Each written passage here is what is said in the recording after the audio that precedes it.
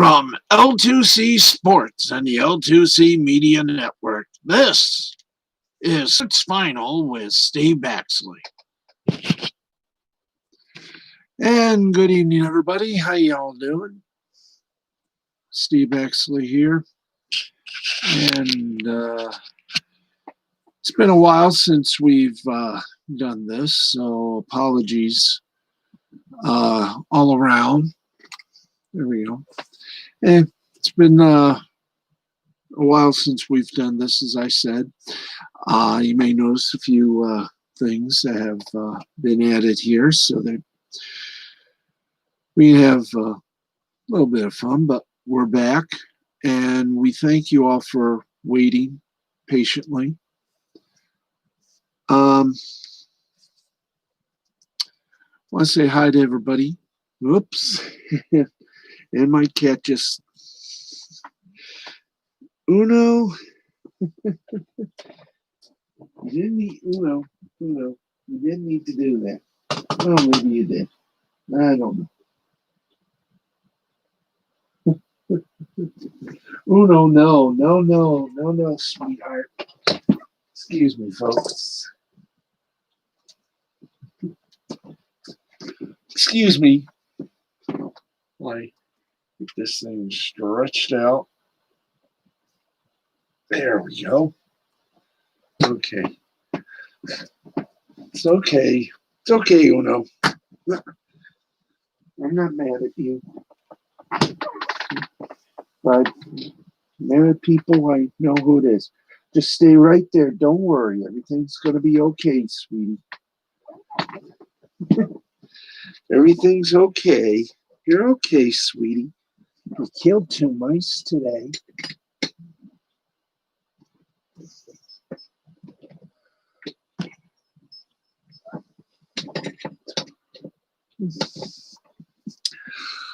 Okay. Whew.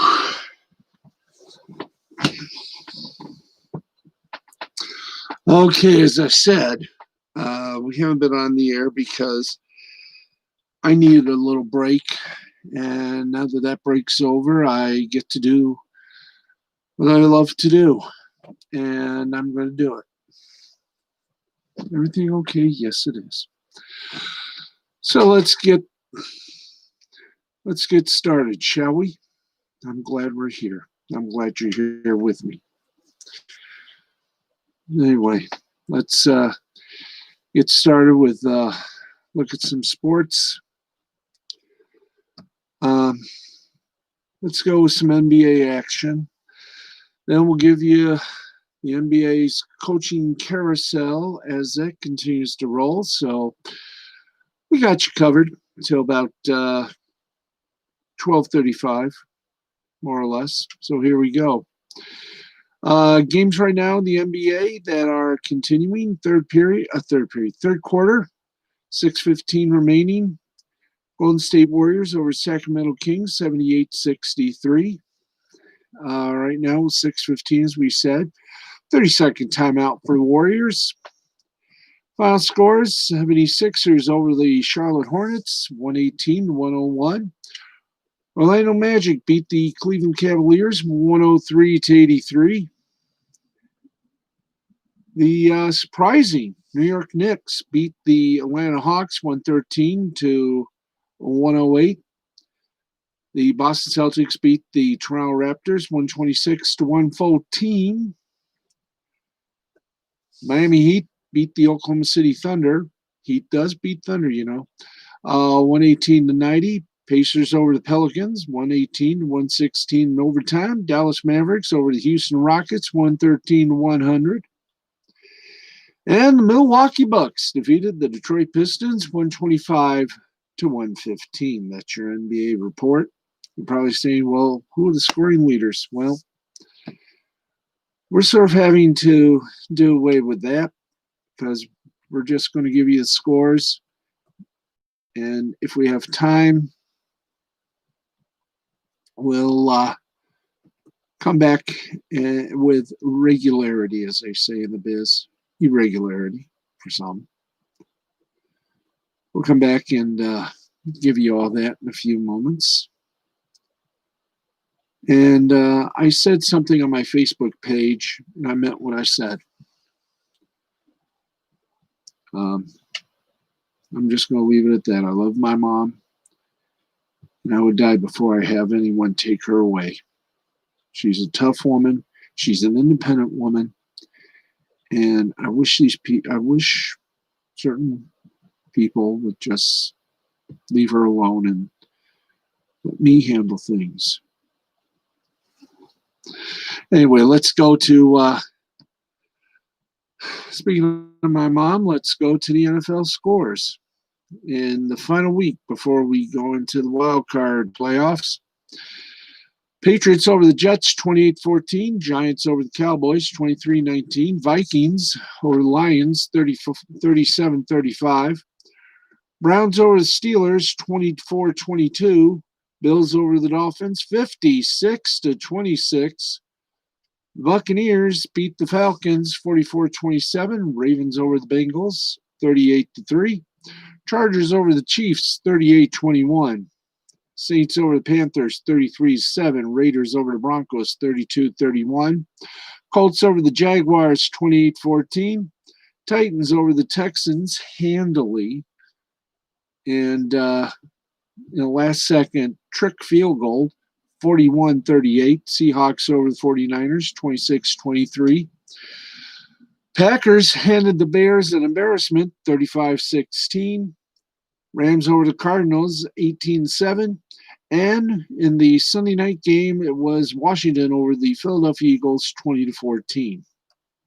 Now, who's in the wild card? Well, we'll give you a clue here as we go to the wild card. That'll begin Saturday and Sunday. Saturday 1:05 on CBS, the Colts and the Bills. 4:40 on Fox, it'll be the Rams and the Seahawks. 8:15, the Buccaneers taking on Washington on NBC.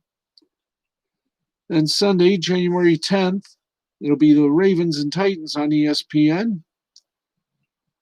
Sunday, January the 10th, it'll be at 4:40. By the way, Ravens Titans at 1:05. Bears and Saints 4:40 on CBS. And in a strange level of almost instant insanity, Browns and Steelers 8:15. That'll be carried on Telemundo. And there's your little wild card for Saturday and Sunday. Hopefully, we'll bring it to you. Anyway, let's get back to scores and sports news. In fact, let's get you some sports news right here, right now. And we go to college football for a bit. And the Fighting Irish made the news again. Whoa. Former Wisconsin quarterback Jack Coan announced, hello, it's great to have you back. Former Wisconsin quarterback Jack Coan announced Monday night that he's headed to Notre Dame as a graduate transfer. Coan, who did not play for the Badgers in 2020, after breaking his foot in preseason practice, will have one season of eligibility left and is expected to compete to replace Ian Book as the Fighting Irish starting QB. Though Book could sixth season, Book led Notre Dame to the college football playoff and became the program's all-time winningest quarterback with a 30-5 career record. That means Coan, or whomever wins the starting job next season, huge shoes to fill. But Coan has already guided one historically proud program to success in his career and would appear to be a natural fit in Notre Dame's balanced system. The 6'3" Coan threw for 2,727 yards, 18 touchdowns, just 5 interceptions, while completing 69.6% of his passes, while leading the Badgers to a 10-4 record and a Rose Bowl appearance in 2019. He did not play for the Badgers in 2020 after breaking his foot in preseason practice. Redshirt freshman Graham Mertz emerged as Wisconsin's starter in Coan's absence and completed 61.1% of his passes with 9 touchdowns and 5 interceptions for the Badgers during a 4-3 season. Cohn announced in a December 20 statement released by the Wisconsin program that he would be moving on from the school.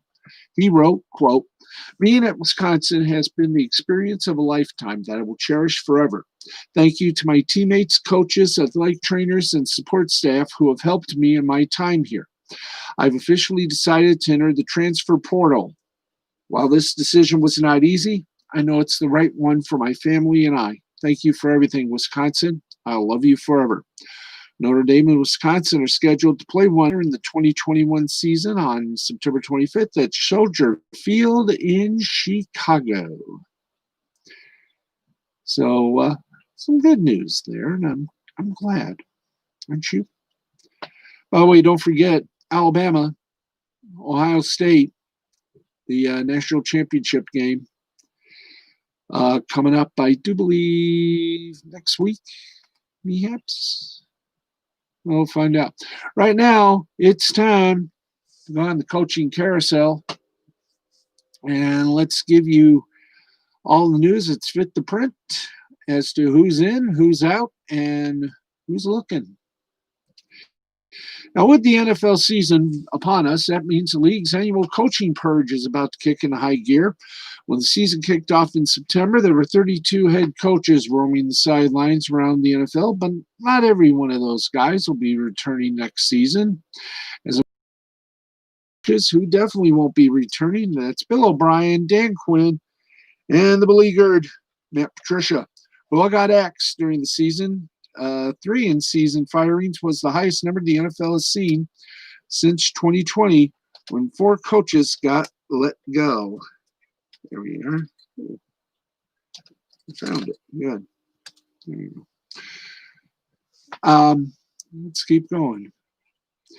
Heading into the 2021 offseason, there could be as many as 6 teams looking for a new coach, and that number could jump even higher if we see any surprise moves. And of course, you can count on us to keep track of all the latest news as the teams start their search for a right coach and also possibly general manager. And let's get you an update on all the stuff right now. The coaching carousel begins with the Texans.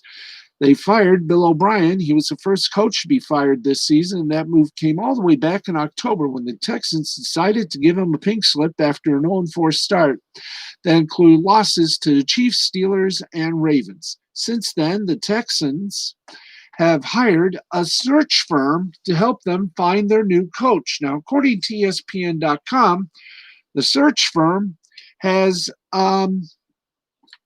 recommended Seahawks offensive coordinator Brian Schottenheimer as someone Houston should consider hiring.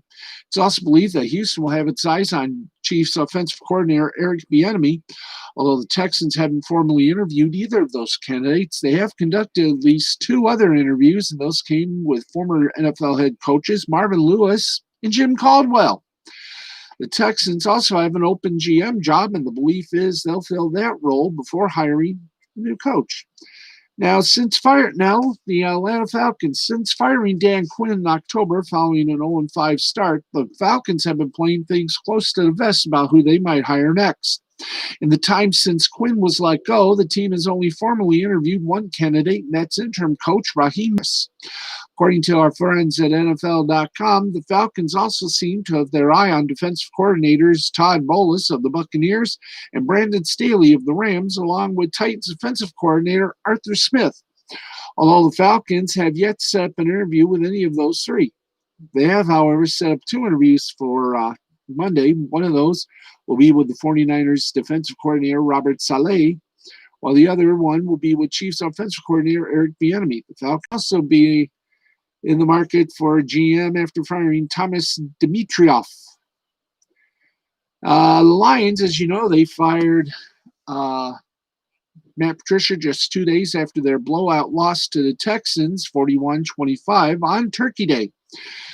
Since the firing of Matt Patricia and the departure of Bob Quinn, general manager, the Lions have conducted just one interview, and that came at the end of December with former Bengals coach Marvin Lewis. Now, according to Fox Sports, the Lions will be interested in talking to multiple candidates, including interim coach Darren Bevel, Chiefs offensive coordinator Eric Bieniemy and 49ers defensive coordinator Robert Saleh. The Lions are also expected to take a look at Northwestern coach Pat Fitzgerald, according to CBS Sports NFL insider Jason La Canfora.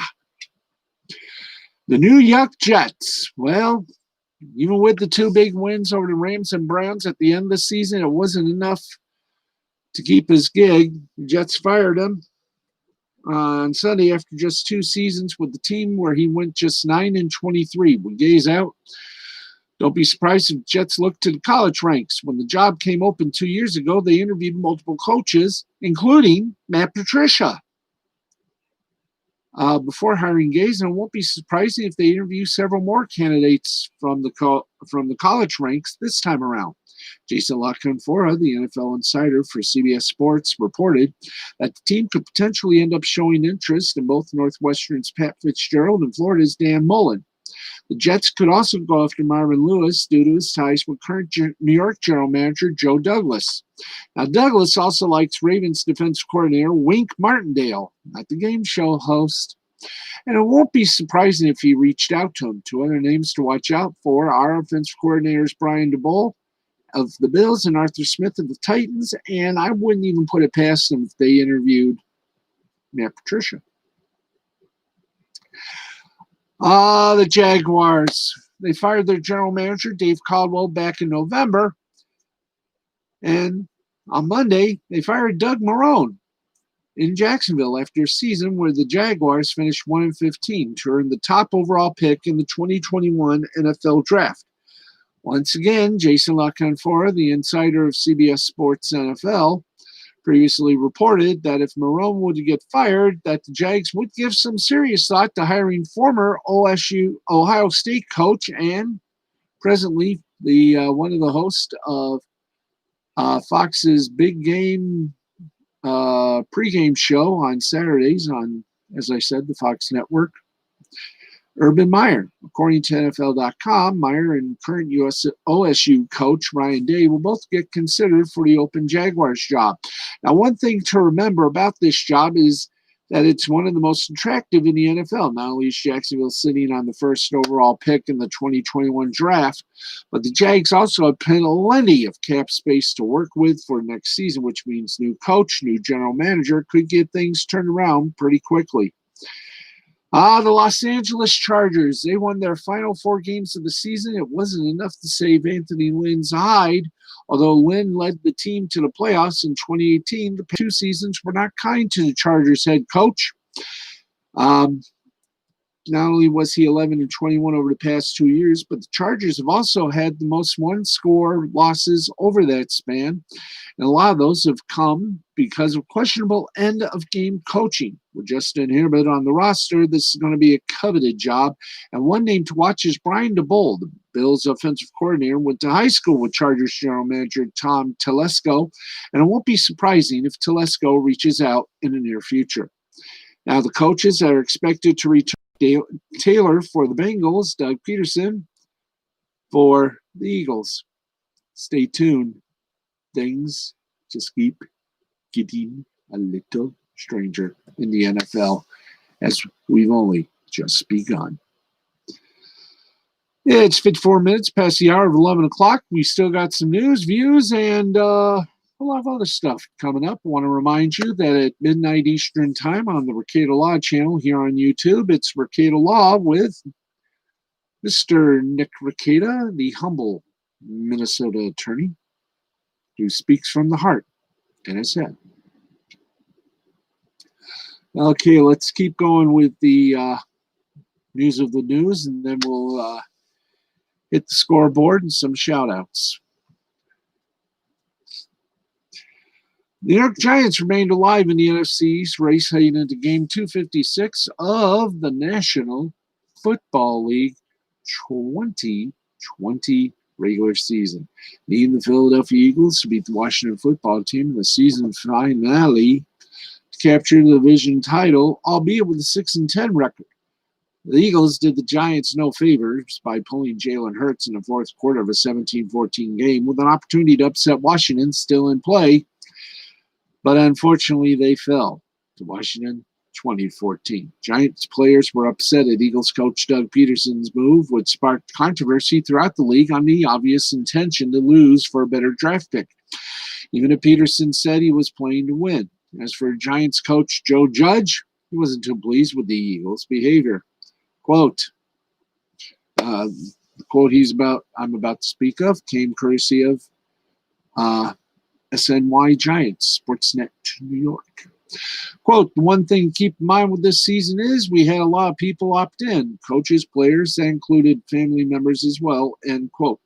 To look at a group of men that I asked to give my effort on a day in, day out basis and empty the tank, and I can look at them in the eye and ensure them everything I can to put them at competitive advantage, put them in a position of strength. To me, you don't want to disrespect those players and their efforts and disrespect the game. The sacrifices that they made to go work every day and test before coming in, to sit in meetings spaced out and wear a mask, to wear face shields over those masks, to go through extensive protocol, to travel in unconventional ways, to get text messages at 6:30 in the morning telling them practice is going to be canceled, to tell them please don't have your families over for Thanksgiving or please avoid Christmas gatherings. There's a number of sacrifices made by players and coaches in this league. There's a number of sacrifices that come along with family members connected with them. To disrespect the effort that everybody put forward to make this season a success for the National Football League, to disrespect the game by going out there and not competing for 60 minutes and not doing anything to help those players win, we will never do that as long as I am the head coach of the Giants, end quote. Now, the Giants have a right to be upset, but also finished 6-10 this season and one of the worst divisions in NFL history. They also led the Eagles 20-10 in Week 7 with 6:14 to play and lost 22-21. That would have been the seventh win New York needed to capture the division. Giants swept Washington this season, of course. Judge and the Giants missed out on a playoff berth, which will only intensify the rivalry with the Eagles forward.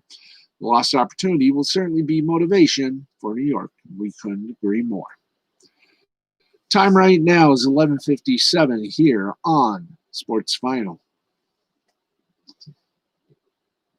In college football, well, look at here.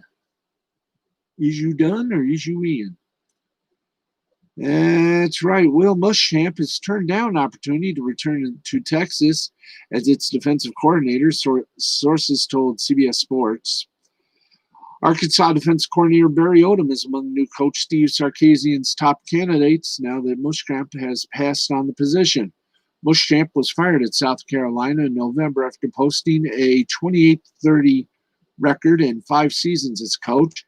His connection to Texas comes from spending 3 seasons as the defensive coordinator under Mack Brown at Texas from 2008 to 2010. Muschamp was named Brown's successor as the Longhorns coach in waiting back in November 2008. But he never saw that promise come to fruition as he decided to take Florida job in 2010. Brown led Texas 3 seasons after Muschamp's departure, while Muschamp went 28-21 in 4 years with the Gators. Odom, at the age of 44, had a successful first season as Arkansas defensive coordinator. Now, while the numbers were almost identical from 2019 to 2020, there was overall improvement in the first year under coach Sam Pittman. There was overall improvement in the first year under coach. Yeah, I already read that part. Odom took over as acting coach for the one game Pittman missed due to COVID-19. Odom is a career defensive specialist who played and coached at Missouri. He first became a coordinator from 2012 to 2014 at Memphis under Justin Fuente. His final 2 defenses at Memphis finished in the top 40. Missouri's 2015 defense under Odom finished 6th nationally, allowing slightly more than 300 yards per game. The next season, what did this guy do? He was elevated to head coach. Odom went 25-25 in 4 seasons with the Tigers. Under Odom, the Razorbacks this season allowed 34.9 points per game, an average of 2 or better than in 2019. It's now midnight at the Oasis. In the NBA, let's give it up for the National Basketball Association. Kevin Durant will need to quarantined for 7 days after the NBA's contact tracing initiative revealed that he had been exposed to COVID-19, according to Shams Charania from The Athletic.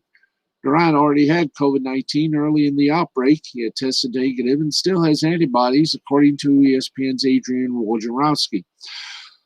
But the league rules do not distinguish between players that have had COVID and those that have had not. Oops. I did that. There we go. Thank you. Let me get a little drink here, folks.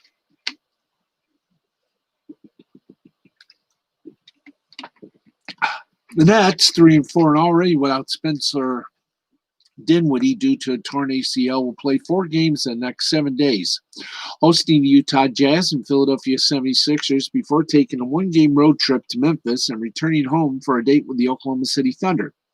He would then be eligible to return on December 12th against the Denver Nuggets. Durant's absence will only push them further down the Eastern Conference standings. Now, without Durant, the Nets will have to rely even more on Kyrie Irving and Caris LeVert to create shots for the rest of the team. Fortunately, the Nets should expect some positive shooting regression to give them a boost. They're currently ranked number 25 in the NBA shooting. In the NBA shooting 34.3% on three-pointers, which is unlikely to last given their talent. Now, Durant was always going to miss games this season. It was an inevitability given his health after a torn Achilles tendon, and the Nets had already planned to rest him during back-to-backs. But this 4-game stretch without him, well, it'll be brutal for a Nets team still finding its way. Durant will return at full strength in a week, but this is time the Nets aren't getting back as they attempt to coalesce into a championship team. Good luck. But not a bad stat on Kevin Durant this season. A very honorable human being, don't you think? Yes. More NFL news. And here it is. Don't you just love it? Ron Rivera is not going to apologize at all for how he coaches his team. The Washington football team won the NFC East and is heading to the playoffs, but not without a little controversy that has nothing to do with the franchise. In Washington's 20-14 win over the Philadelphia Eagles Sunday night, the Eagles pulled starting quarterback Jalen Hurts in the fourth quarter of a 3-point game for Nate Sudfeld. Now, basically, Washington was handed the game by Philadelphia, with the New York Giants needing Washington to lose to the Eagles to win the NFC East with a 6-10 record. The Eagles, already having rested 8 starters on the depth chart, had nothing to gain by winning the season finale. Whether the Eagles violated the integrity of the game is up for debate. Washington head coach Ron Rivera fails to see any wrongdoing from Pederson and the Eagles. He's not apologizing for winning the game either.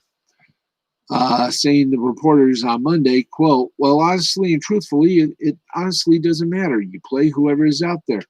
I'm not going to apologize for winning. Apparently that's what everybody wants me to do, is apologize for winning. I'm not going to. You play the game as it's set up. Nobody complained when Pittsburgh did what they did last night against Cleveland. I mean, come on. It's just the way it is," end quote. Rivera, mentioning the Steelers, will generate some controversy considering the Pittsburgh started Mason Rudolph in the Week 17 finale, where the number 2 seed was still in play. Though the Steelers would have played on a wild card weekend with a win anyway. And the Cleveland Browns were needing a win to clinch a playoff berth. Cleveland edged Pittsburgh and clinched that berth, but the Steelers' action was at the expense of the Dolphins.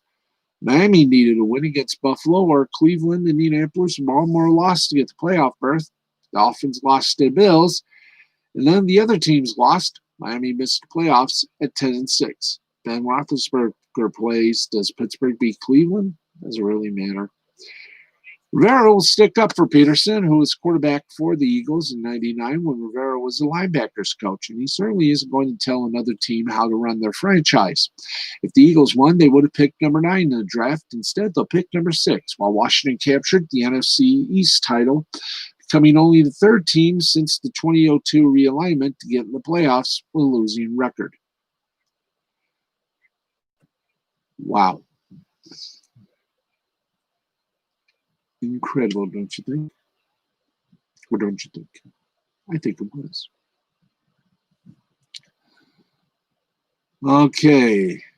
And we got a couple of quarterback situations, one with the Patriots and one with Panthers. Panthers apparently are done with Teddy Bridgewater.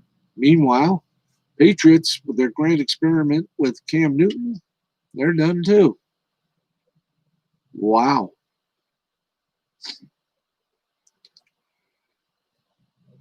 And let's give you a little hot stove league rumor kerfuffle, if we can. The nuggets from the hot stove league is this. Tomoyuki Sugano, 31-year-old right-hander from Japan, is expected to make his free agent decision in coming days. If he does opt out, or if he does opt to make the leap to the majors, it doesn't appear to come as a member of the Mets. Now, according to John Hyman of MLB Network, the Mets' main focus is elsewhere. Joel Sherman of the New York Post has since confirmed Heyman's report, suggesting the Mets are out on Sugano. The Giants and Blue Jays are among the teams that remain in pursuit. Speaking of the Blue Jays and Dodgers are after free agent closer Liam Hendriks. He was seen visiting the Blue Jays spring training facility in Dunedin, Florida, according to Shia Davidi of Sportsnet. Hendriks, 32, come February, entered the winner ranked by CBS Sports as the best closer available. He's number 20 in the list of top 60 free agents. Hendriks is said to live about 3 hours away in Fort Myers. He lives a lot farther away from Los Angeles, but the Dodgers are also maintaining interest in him, according to Robert Murray of Fansided. Outfielder Yasiel Puig may not have played in the majors last season, but he's drawing interest from a number of suitors. Red Sox, Yankees, Astros, Marlins, Orioles, according to Mark Feinstein of MLB.com. Now, Puig entered the offseason as the 40th best free agent available by CBS Sports, but he isn't the only right-handed outfielder the Marlins are showing interest in. By the way, Miami is also keeping tabs on former Brave Adam Duvall, who hit for 113 OPS plus last season before being non-tendered, per Craig Mish. It stands to reason some of the other teams mentioned as being Puig suitors could be in play for Duvall, depending on how the market shakes out. Now, after just making 7 starts in 2019 and 1 in 2020 due to injuries, free agent starting pitcher Corey Kluber will throw for possibly interested teams on January 13th in Florida, reports MLB Network's John Morosi. Morosi names the White Sox as a team with interest in the right-hander. Now, the Giants have signed free agent catcher Curt Casale to a 1-year, $1.5 million deal, reports San Francisco Chronicle's John Shea. Incumbent catcher Buster Posey opted out of the 2020 season, but will return as a starter in 2021. The top catching prospect, Joey Bart, got 111 plate appearances as a 23-year-old rookie last season. He's never played in AAA and only had 22 games of AA experience, meaning he seems ticketed for some more minor league seasoning. Now that leaves the backup catcher role for Casale. In 3 years with the Reds, he's appeared in 167 games, hitting .260, .345, .440, with 18 homers and 56 RBIs. He's homered 6 times in 76 at-bats last season. And that is your Hot Stove League reportage. That's right. And right now, we're going to check in the old headlines on the media bites in sports. It's time for a little awful announcing. Let's start this. Wow. Here we go. Dan Le Batard signed off ESPN Radio and his ESPN television series, Highly Questionable. Um, with a classic run into the hard net workout and then showed a tribute video on highly questionable. Back in December, Dan Le Batard and ESPN announced that Le Batard's last day with the company would be January 4th.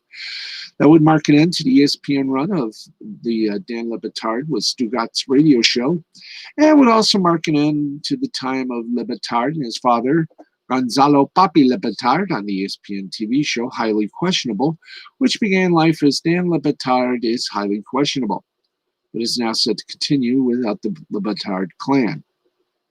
That led to plenty of tributes, including a couple, and on Monday, Le Batard and company made their exits. On the radio side, Le Batard played George Michael's Freedom 90, which he also played on December 4th after ESPN put out a release that he would be leaving in January. That ended with the discussion of Greg Cote's Toenail that ran right into the network Hard Out, which fits with a couple of long-running show themes, from mocking Cote to hitting that out in the middle of a discussion. On the TV side, Le Batard and Papi went out in a blaze of glory, with Le Batard introducing a segment involving some of their best clips over the years, one of which is shown on the website, and Papi had his own goodbye. Le Batard and his collaborators certainly made an incredible contribution to ESPN, and seats him go out this way. What's next for him? Who knows? Maybe Fox Sports is, well, we'll just have to wait and see. 12 minutes after the hour of 12 midnight. Welcome Tuesday, my old friends. And how's this for sort of anti-football programming decision? That's right. Mixed martial arts has a tumultuous history on broadcast TV, from the Kimbo Slice Elite XC days and the Gus Johnson narrated post-fight brawl at Strikeforce, Nashville on CBS, to UFC's Fox debut with a heavyweight title fight and its subsequent less attractive cards. But one network that has never had much of a relationship with the MMA was ABC, under that same umbrella as ESPN, the UFC's current TV partner. That changes on January 16th, more than 12 years after Elite XC's CBS debut. On Monday, ESPN announced that the Fight Night card, with a main event of Max Holloway and Calvin versus Calvin Kattar, will be simulcast on ABC and ESPN Plus at 3 p.m. Eastern. Now, this marks the first time that a UFC event has aired on ABC, and the UFC's first appearance on broadcast TV in more than 2 years since its Fox deal expired. Of note, both prelims and post-fight shows will only air on ESPN+. Notably, this is the Saturday of the NFL divisional round of playoffs. ABC and/or ESPN does not have a divisional game, with 4 games airing on Fox, CBS, and NBC. Well, one of the Saturday games has always started in the middle of the afternoon. Last year's game between the Vikings and 49ers on Saturday started at 4:35, which would be right in the heart of the UFC card on ABC. Counter-programming the NFL playoffs is a bold move, but with an afternoon start time, it's easier for ABC to slot the fight card into the schedule without disrupting primetime programming. It also follows a pattern of more sports content on the Alphabet Network, from the NFL to international soccer to MLB playoff games. It won't be surprising if how this event does viewership-wise. We see more UFC events on ABC. Just don't expect the Starling pay-per-view events. That's a bridge too far, and a bridge no one wants to cross. Someone should. Hint, hint. All right. 14 after 12. We're chugging along. You ready? And hey, congratulations. Former NBC Sports Chicago anchor Leila Rahimi has become the first female regular weekday anchor at Intercom/radio.com's 670 The Score. And she is going to join them full time. She is a regular guest host. She's now going to be there full time. Yay. How, you may ask? How? Well, I'm going to tell you how.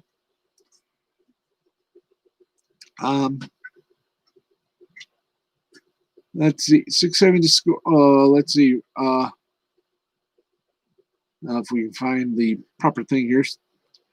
670 Score has been around since 92, but this will mark their first regular female weekday anchor. It is notable that they had previously employed some female anchors, including Julie DiCaro. She was one of the people hit by the Intercom layoffs in April and is now at the new Deadspin. And Maggie Hendricks won a 2019 Gracie Award for their Saturday Julie and Maggie show. It's a significant jump still to see the Score putting a female anchor on their prominent morning show on a regular basis. And it's interesting to see Rahimi get a chance to continue in the Chicago sports media world, albeit in a different media. That's pretty darn good. Applause. And let's see, do we have any more? Matt Miller announced his post-Bleacher Report plans, including a Substack newsletter and a TV deal in the works. I'll tell you all about that soon. 62 points. Steph Curry got it. And we'll hear how that night sounded on both the TV and radio side. Cubs have a new play-by-play broadcaster. Marquee Sports Network selected John Boog Snyambi as new Cubs play-by-play broadcaster. Good choice. Nice person.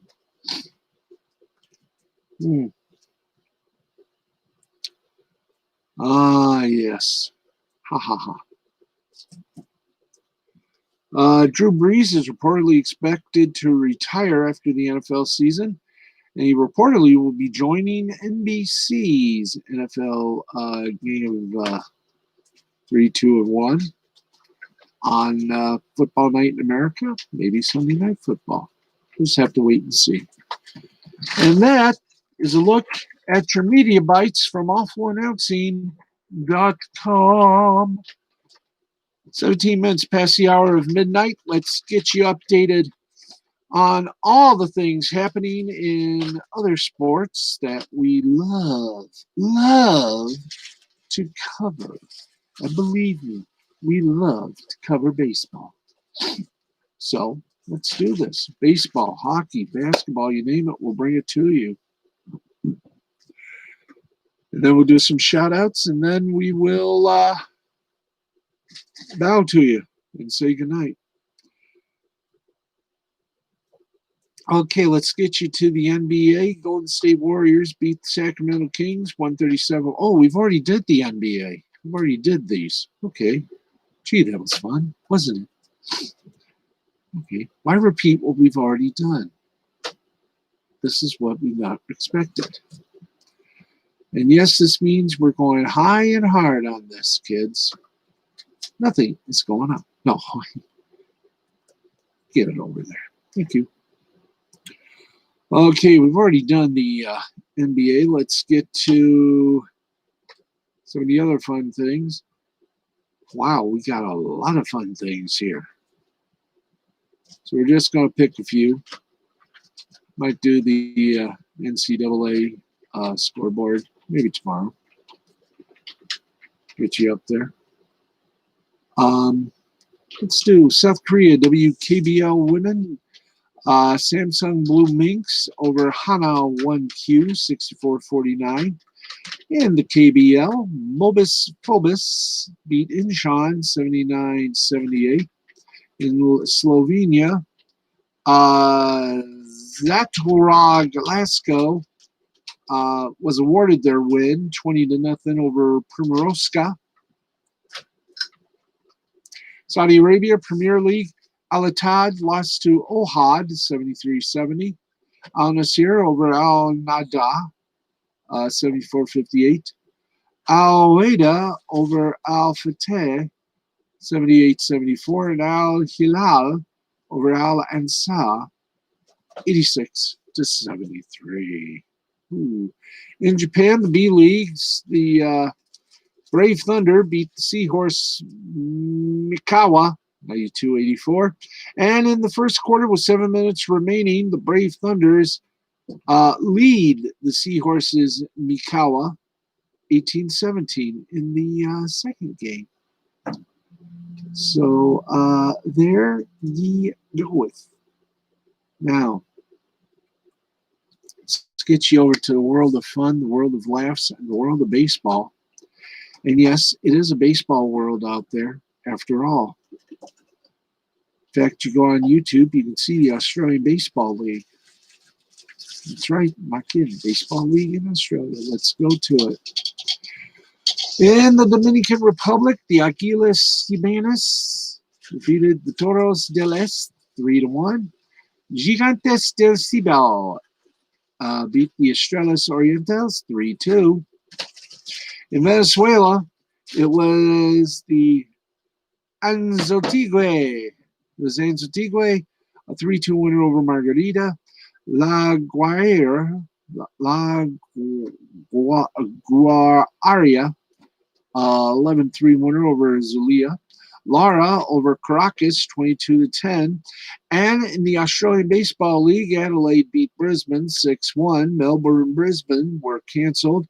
And in the fifth inning, in a game that you can catch on YouTube, Perth leads Brisbane 2-1. And for the rest of the sports news, you can go to scoreboard.com /EN for English / baseball, or just go to scoreboard.com, which would probably be better if you did that.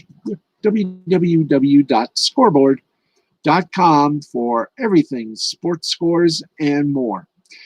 And it is time now to wrap it up in a nice big bow. Our first night back with a new look and everything in 2021. 2020 was not a very good year, but now we're here, and 2020 or 2021 is going to be one hell of a fantastic year. Nothing is going to bring me down at all, and no one. We want to thank and welcome Yuki Tanaka, Anne-Marie Mann, Heather Chantal Van Horn, Brian Mann, Angela Peterson, Christina Peterson, Helena Kirby, Jeffrey Edwin Roof, Rhiannon Johnson, Mark Wilson, Claire Flannery, Angela Peterson, Kadim Zaire Muhammad. Congratulations on your big win of some awesome medal. Yes, wrestling. We won. Gene Hubbard, hi. Rick Chiampa, hello. Hilda Clark Bowen, hi. Itan G, the Jewish rapper, yo. Matt Zivich, Joseph Yusuf Diaz, Regina Lewis, Jeremy Coach, Jennifer Finney, Rigo Flores, Leonard Bryan, Linda Miller, Obaquilo Wesker Ilio, Panda Yen, Bruno Metzler,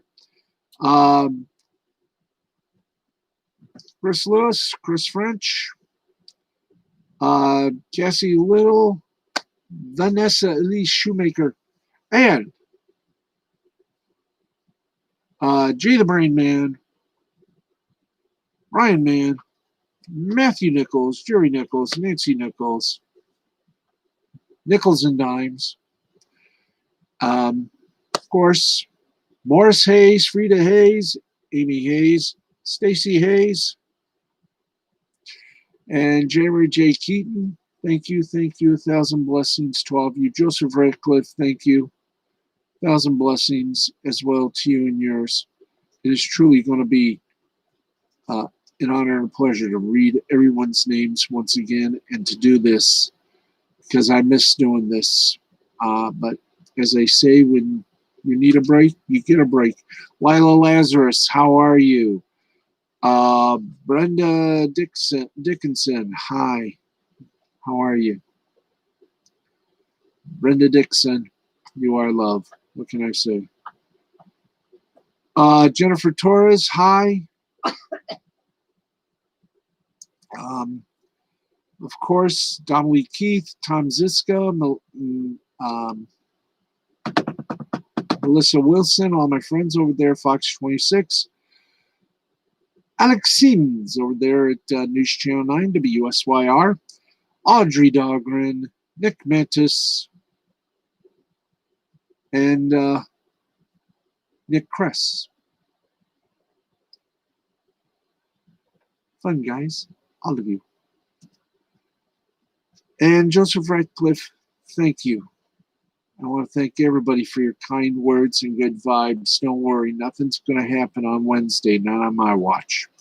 Jay McGarry, Rebecca Polly, Stephen Hot Stuff Rivera, of course, my good friend,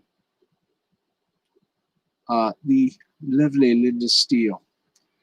And on Twitter, as we go to Twitter now, we say hello to Wyatt Holiday, Peter Gilmore, Miss Mandy Summers. We also say hi to Fizz Giggity.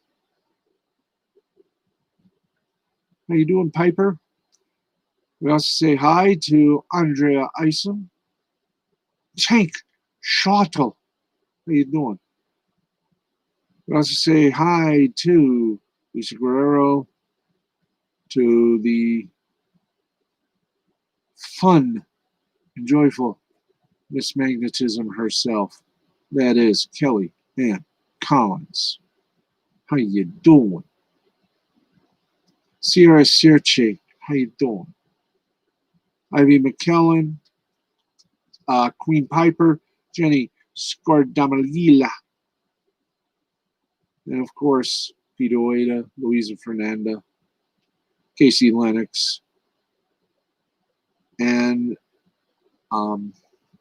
everybody including Hanstar, Dark Gift, all my friends, uniquely qualified to bring you the best on Twitter. And hello to my friends on that which is known as the Gram.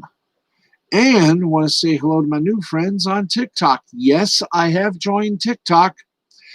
And I'll be doing some things on TikTok as well as here on YouTube. Little 5-minute little vignettes, more or less. It's going to be something interesting. And I hope you'll be watching as well. So to all my friends everywhere, including Monica Cram,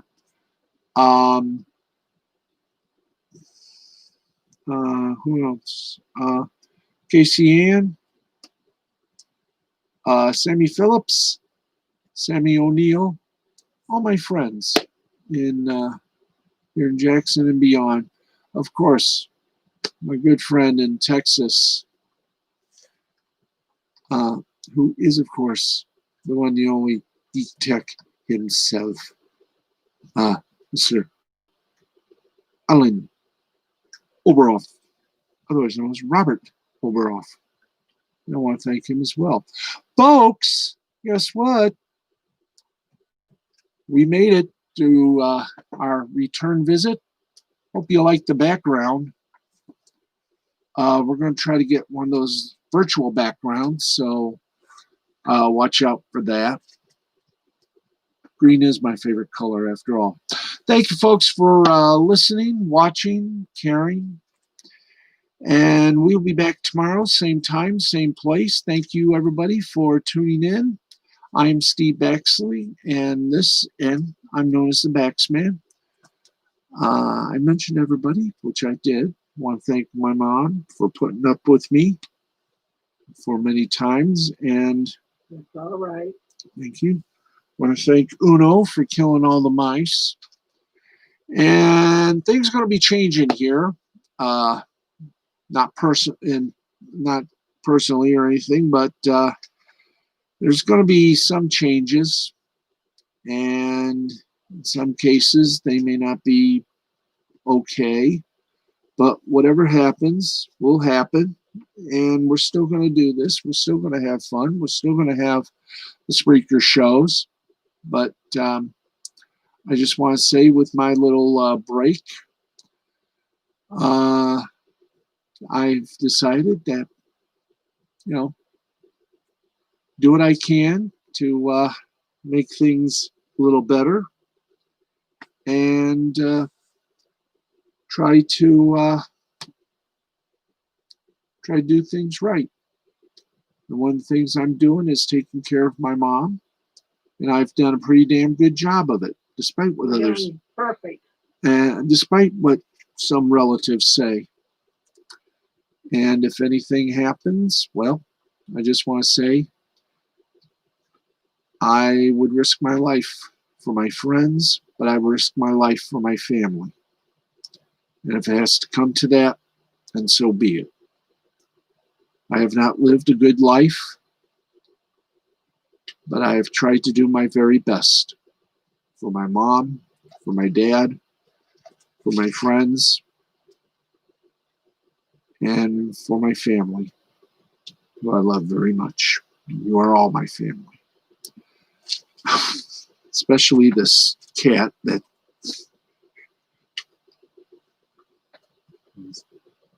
I'm going to get you up here. I don't know if you can see, I don't know if the camera can pick up Uno, but she's here. Yep, she's, man, I kind of like this like this, nice little laid back chair. So thank you all very much for watching. And my mom's got a physical coming up tomorrow.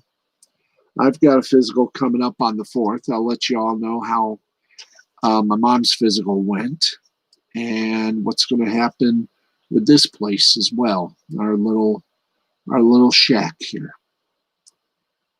So please stay tuned for that. But for now, that's it for me. Please enjoy Nick Rekieta. I hope to be back tomorrow, but it's all just, it's all up to the big guy upstairs and the little people downstairs. So stay cool, stay good to yourselves, and keep smiling.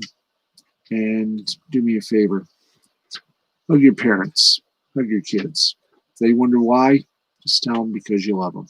Thank you. I'm Steve the Baxman Baxley. This has been a presentation of Creative Sanity. No, that was the old thing. This has been a presentation of Mystifying Creativity Productions in association with the L2C Media Network and L2C Sports. Views and opinions expressed are my own and are not those of L2C Media Network, or, for that matter, YouTube. Thanks, everybody, for watching. Good night. Be well, and blessings.